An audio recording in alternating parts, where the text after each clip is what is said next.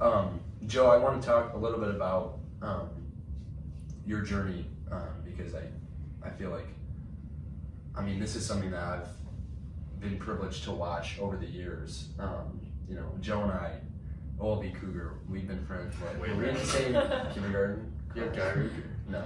No. Okay. Okay, so we knew each other when we were 6, and we developed into good friends. So you've had quite the history just with you know your whole sports career, baseball primarily, and you've had a few injuries, and there have been a lot of good times, and there have been some rough stretches. So would you mind just taking everyone through your journey a little bit and talking about that? Yeah, there's a lot of layers to this, so I'm not going to like go into detail about everything. But so I guess it starts. So we played JV basketball together actually, and midway through that season, my wrist started hurting a little bit. Before this, I had never broken a bone. Well, actually, I had broken one, but besides that, I never got hurt. At this time, you were ranked what, like max preps? I just got ranked like the number 8 player in the state stuff, and number 1 outfielder. Yeah, and number 1 outfielder. I was pretty like pumped about that, and so sophomore season, I'm still playing basketball. Midway through the season, my wrist starts hurting a little bit. Didn't think much of it. Kept playing. I also wanted to make varsity baseball because I was a sophomore, and I was like really looking forward to that. And finished the basketball season. Started hurting a little more by the end, but I'm like, I'm all right. Ended up making varsity, and that was like a huge step for me because like you got a lot of street cred, you're a sophomore in varsity, and I guess I kind of used that as like I liked having like my reputation with all these sweet baseball players and stuff. But we played 2 games. I played pretty well in those 2 games. I had a couple triples, a couple singles, and we had a doubleheader against Rice on the Saturday. And then my mom and I were like, "Oh, let's just get it checked out." So we went on the Friday before, not thinking much of it. Went in. I got an X-ray, and the guy brings it back in, and he's like, "Yeah, you got a broken bone." Like, oh, I like usually wrist bones. You think like, oh, 4 to 6 weeks, and he's like, no, 4 to 6 months. And we're like, what? And it was the scaphoid bone. I had to have surgery for it, but it's like the slowest healing bone in the body. So it took 4 to 6 months. Ended up missing all of that season, even the summer season. Had like full arm cast. And that's big for recruiting, right? Yeah. So that was like sophomore year. I would say the junior year summer is like the biggest window, and I'll get to that in a second. But sophomore year is also pretty big, and I lost all that. And so I don't know if you guys know what atrophy is. Like when you got a cast on, your muscles get a lot smaller. And yeah, I get this cast off. I think it was mid-August. Like I was so pumped to like get swinging and throwing again. And but I had atrophy, and that wasn't just in my wrist, like my whole arm, my shoulder, my labrum and stuff. Like, so I started throwing, doing long toss really fast, and then I started just messed up my arm. Stupid of me. Like that's if I were to like go talk to myself again, it'd just be like take it slow, make sure you get strong again before get back into it. But then so my arm was really bothering me that whole off season, and I had always like pitching I loved, and I was thinking I was going to pitch my junior year, like because I would always want to be like a 2-way player. I could pitch and play outfield in college, and so I had to give that up because I thought it was going to be good by the season. It never was. I got like 2 cortisone shots. They both wore off. Like one worked for like 2 weeks, and then I like chucked one at practice one day and it just wore off. And it's like throbbing pain every single time.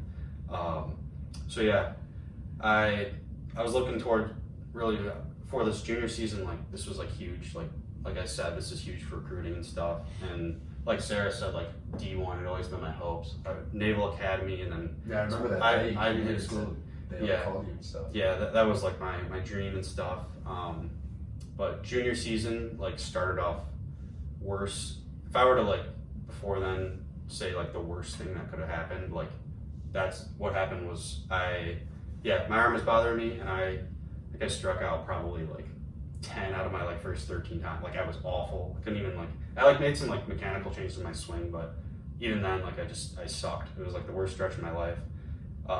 Coaches lost confidence in me, and I lost confidence in myself. Like by the middle of that season, I was like not even playing, and I was like supposed to be like, oh, this big, like huge contributing factor and stuff, and I like wasn't even starting anymore. And I like at one point I was like, well, I want to play college baseball so bad, but like I don't even know if I want to play anymore. Like I'm not enjoying the sport and stuff, and it was just a weird time. That was like only one other thing. Like I had a lot of other stuff going on, and I was just like not happy at the time. And so high school season ends. We lost the districts. I didn't even play because I was not performing. And got to summer, and I was playing with my coach. I played for a long time, and he just told me, I don't care how you play, I'm going to put you out there. I trust in you that you're going to get back into it. And of course, my arm's still bothering me, but I was like confident. Like he gave me a lot of confidence. And first game of the season, we played against a couple, like, dude going to Michigan State, and I had like single off him. And I started doing really well in the summer, like really getting back into it. And I'm like, this is happening. Like, and to like think, I put so much pressure on myself too, because like, you don't know, that summer like is determining where you're going to school pretty much. Like I kept thinking like, oh, this camp or something I'm going to, like if I play well, like I could go to this state. Like it was determining where my future is ending up, and that like put so much pressure on me. So I had at the end of the summer I had a camp that had like all these Ivy League schools, and then the Naval Academy camp was the week after that. And so we're playing in Grand Park. It's a big tournament place in Indiana. And first game, I hit a shot over left fielder, rounding first. And I feel something like hurt really bad, like one of the worst pains in my life. Like bit me in the back of the leg, and I like like crawled back to the bag, and like I had to have my like friends like carry me off the field and stuff. And I had pulled my hamstring like really bad. It was bruised all over the back and stuff. So yeah, I had to cancel that camp. Like, oh, I was looking. That was like. Yeah, that was it. That was gonna be it. I mean, that was the plan. Had to cancel that. That was the plan.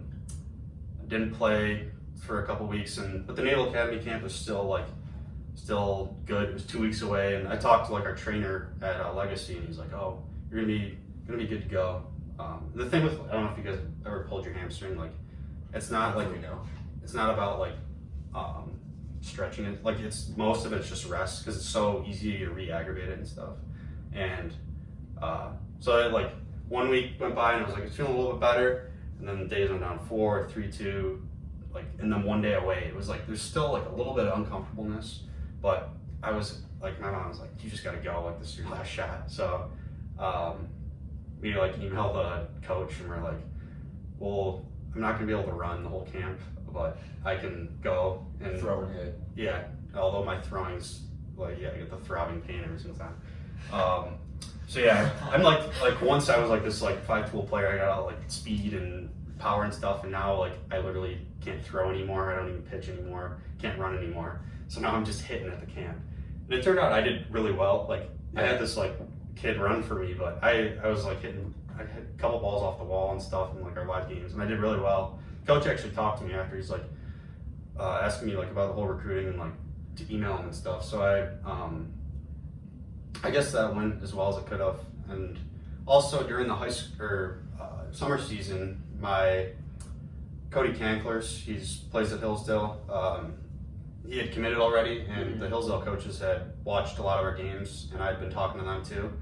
And like you said, like I originally didn't think much of it, but I went on a visit in August, and right off the bat they offered me, and like they're two Tysons. The head coach was Eric Tyson, and then his dad's the pitching coach. And I went around there, and I kind of felt at home actually. Like I didn't think much of it going into it, but like I felt at home.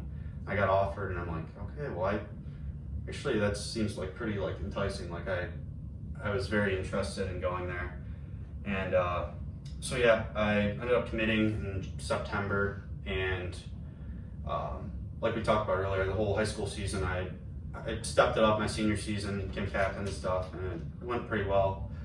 And then so then I was pretty much healthy. Well, I did end up having to have a procedure done on my arm in September to like put like stem cells from my hip into my arm. Just one after another. Yeah. I mean, seriously. So I like never got to pitch again, and my throwing mechanics are a little messed up than they used to be, but a lot of like the motto, like we've talked about like David Goggins stuff. I was gonna ask you that. That's in my notes. That just like you can feel sorry for yourself for the like, poopy pants mentality. yeah. I was literally that was my next question. You get What so is many that? people. Poopy pants. Yeah. I don't know. Well, it's so just- basically there's this guy. I would recommend listening to him. He's been on Joe Rogan's podcast, which is like another podcast. I don't know if you've heard of it. I mean, we have this one, but he's kind of big, I guess. Yeah. And David Goggins wrote this book, Can't Hurt Me, and I read it, Joe's recommendation last summer, and it like changed the way I looked at a lot of things because he's gone through so much, and he has, like I said, 2 podcast episodes that talk hours about it. He's a book that talks all about it, so I can't cover it, but he basically said that throughout his life, and he's 3 Navy SEAL training camps. Yeah, the only guy ever, one of the only African Americans to ever go through it. Yeah. And he was like 300 pounds at one point. Yeah, and cut he all lost the all weight. his weight. Yeah. Comes from poverty, abusive family, and he just had the mindset, like, what I took from it was the mindset of like being sorry for yourself.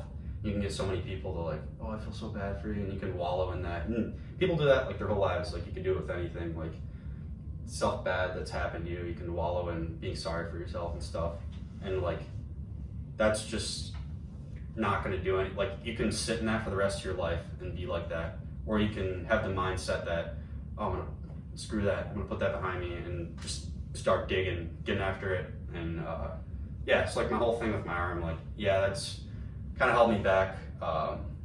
Didn't have don't have like the velocity I used to, but I just put that behind me, and I like am confident now. Like, I feel sorry for myself every once in a while, but just having that mindset that I've already been through this much, and I'm not gonna like quit on myself now.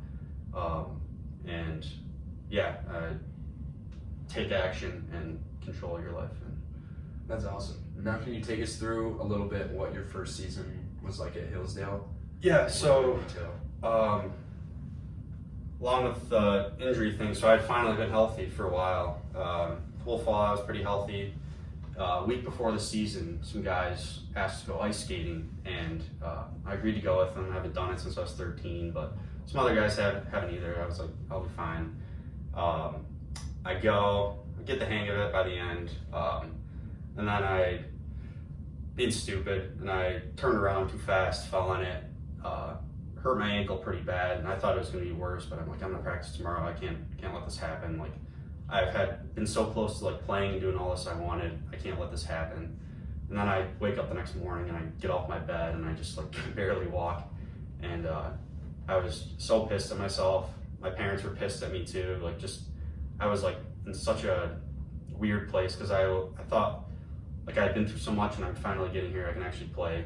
I've decided to play in college and now I'm getting hurt again, being stupid.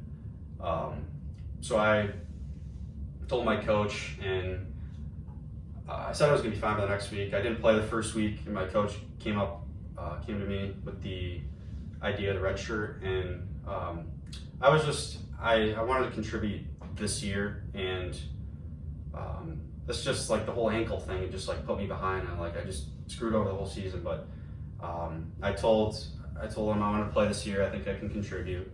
So he says, all right, be ready to play next weekend. And we were playing Dollar Mine, one of the top D2 teams in the country. And ankle's still hurting. I mean, it's pretty uncomfortable, but I got an ankle brace and taking a bunch of Motrin before the game. You're a big Motrin guy, Yeah, actually. I've been living off that stuff. Same with yeah. But Love that. so I'm starting That what you gotta do. starting center field, batting 9. First at bat, I know he's not going to think much. He's going to think I'm a scrub. So throws a fastball right down the middle, drill double to right center.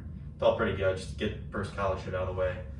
And a couple innings went by. They're a really good team. Have a couple. The MLB draft's actually tonight, but they got a couple guys that could potentially get picked.